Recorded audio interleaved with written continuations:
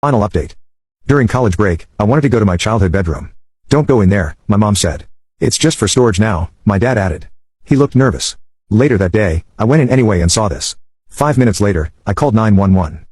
Outside, the last instrument case was being loaded. The second vehicle's door shut. Papers signed, one final clipboard passed between officers. Then it was over. Do you have somewhere to go? One of them asked. I shook my head. Can you take me to the hospital? I asked. He nodded. I got in the back seat, closed the door behind me. We pulled away in silence. I didn't turn around. Didn't have to. They dropped me off at the hospital just after 6. I had my bag with me, no plan, though. I just walked in and asked what floor she was on. Grandma was still in her room, still alive, still hooked up to too many things, but awake. She looked up when I came in and smiled like nothing had happened. I sat next to her bed, took her hand, said, "They found the instruments." She closed her eyes and breathed out. "Thank God," she said. I didn't tell her who took them, didn't say where they were, just that they were safe. That was enough. She squeezed my fingers. "I wanted you to have them," she said. "That was the whole point." "I know." She rested her head back, said nothing else. A nurse came in after a while, checked vitals, smiled.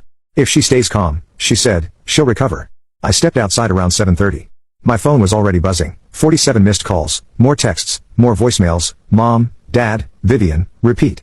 While I was staring at the screen, it lit up again. It was Mom. I answered. Her voice came in loud and fast. "How could you do this to us?" I didn't respond. "You called the police. You humiliated your own parents. You've ruined everything. You hid the collection," I said. "You told Grandma it was gone. You filed a false claim." "She's fine," Dad cut in. "She didn't die. She could have." There was silence on the line. Then Mom again. "We are your family. You don't do this to your family. You don't do that to Grandma. You've always been ungrateful," she said, voice shaking. "Always twisting everything, making yourself the victim." "I'm not the victim. She is." "You're not our daughter anymore," she said. I stayed quiet. Then Dad muttered something low. "She's old anyway." It slipped out. I don't think he meant to say it out loud. I felt something shut off in my chest. "You were counting on her dying," I said. That's what this was. Neither of them denied it. I hung up, blocked both numbers. Vivian called 10 minutes later. I almost didn't answer, but I did. Her tone was different, like she was trying to sound calm and failed. "I heard what you did," she said. "I did what was right. You called the cops on your own parents. They committed insurance fraud. They almost killed Grandma." "Oh, come on," she said. "It wasn't like that. It was exactly like that. We just needed the money. It's not like anyone was hurt. Grandma was hurt. She's old." There it was again. "You're really going to throw away the whole family over this?" she asked. I didn't say anything. "Romy, you've always been dramatic. You act like the world's out to get you, but," I ended the call, blocked her too. I sat down on a bench outside the hospital. No family, no more noise, just air. I didn't cry. I didn't collapse. I didn't feel free or brave or strong. I felt done. They made their choices, and I made mine. It's been 6 months. I haven't heard a word from them, and I haven't sent one either. The last update came from my cousin, quiet voice, quick text. They pled guilty, sentenced today. 1 year of house arrest, 400 hours of community service, felony convictions. Both of them. They wear ankle monitors now, can't leave the house unless it's for trash pickup or food bank shifts. It's public. Everyone knows. They walk past neighbors who used to wave and now cross the street. No one visits. They're not invited anywhere.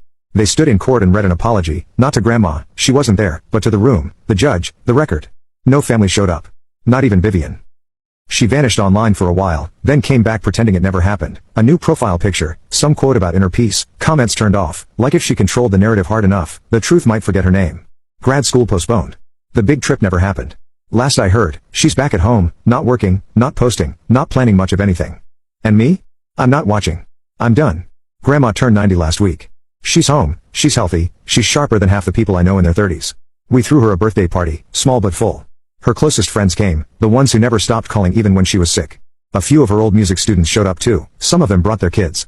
I guess they wanted those kids to meet the woman who taught them to play like the music meant something. She wore her good cardigan, the one with the pearl buttons, and laughed the whole afternoon, not polite, laughing, real laughing. I hadn't heard it like that in years. The instruments were there too. They're hers again, out of hiding, no longer evidence in a locked-up case file. We set them up in the corner of the room, more for presence than performance. I figured no one would touch them, but around 5 o'clock, when the light shifted just right through the curtains, Grandma stood up from her chair and walked across the room. She didn't ask, she didn't wait. She sat down at the piano like the keys had been calling her. Everyone went quiet, and then she played, not a full piece, just enough to make your chest tighten and your throat do that thing it does when you're trying not to cry in public. She played like she was still 60, like the last year hadn't taken anything from her. Afterward, one of her friends said, "90 looks good on you." Grandma smiled and said, "Might have another decade in me, if no one tries to kill me again." The whole room laughed, but I didn't because I believed her. She's 90, and she's still here, still playing, still sharp. Some people think age is permission to stop seeing someone, that once you hit a number, you become optional, easy to write off. But no one gets to decide how long someone has left just because it's more convenient for them. Grandma might live to 95, or 100, or 105. I'm not counting. I'm just showing up. She doesn't talk about my parents anymore, or Vivian. Neither do I. The instruments are back, the music is back, and that's enough. Did I go too far, or not far enough? Comment your thoughts, and don't forget to subscribe.